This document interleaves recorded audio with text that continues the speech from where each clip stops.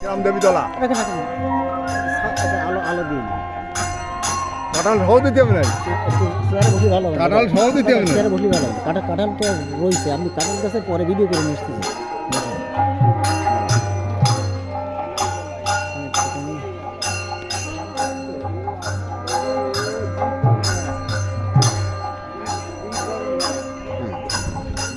যদি শুনবেন তাহলে নামের ওই ইয়েটা একটু শুনে দেয়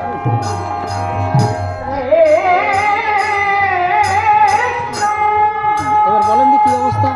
আমার নাম প্রতাপ কুমার বিশ্বাস আমার বাড়ি আছে গ্রাম দেবীতলা ওখানে জগদানন্দ ঠাকুর একজনকে ওই বাড়ির ভাদ্যে যাচ্ছে এক জায়গায় দুটো কাঁঠাল গাছ আচ্ছা তা বলতেছে কি যে এই দুটো কাঁঠাল গাছ এক জায়গায় কেন হ্যাঁ তা আমি বললাম বাবা টাবা পাই কাঁঠাল নাড়ায় রুতিয়ে না তাহলে নাড়ায় রুতি হবে না খুশিয়ে ওই বাড়ির রুদে উদ্দেশ্য ঠিক রাইট আমি একটা যোগ্য কথায় হয়ে গেলাম এইবারে কাঁঠাল গাছে হয়ে যায় যখন যোগ্য হয় তখন কাঁঠাল একটা হয় এরকম দিতে তাই এক বছর জগদানন্দ ঠাকুর মারা গেছে আজ থেকে 15 বছর আগের কথা মারা যাওয়ার পরে ফাল্গুন মাসের প্রথমে যোগ্য শীতকাল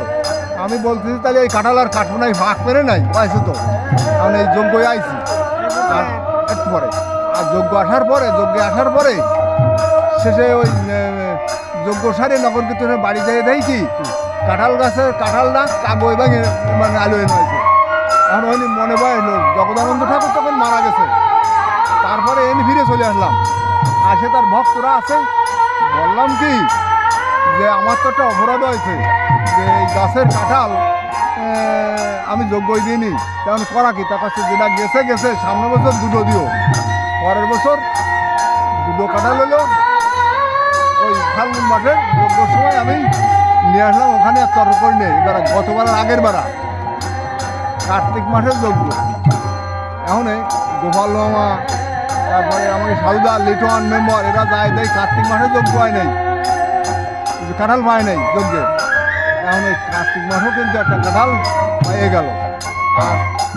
গতবার একটা কাঁঠাল হইল কাঁঠালটা পয়ে কেটে দিল এখন অনেক বয়স হইল এই বছর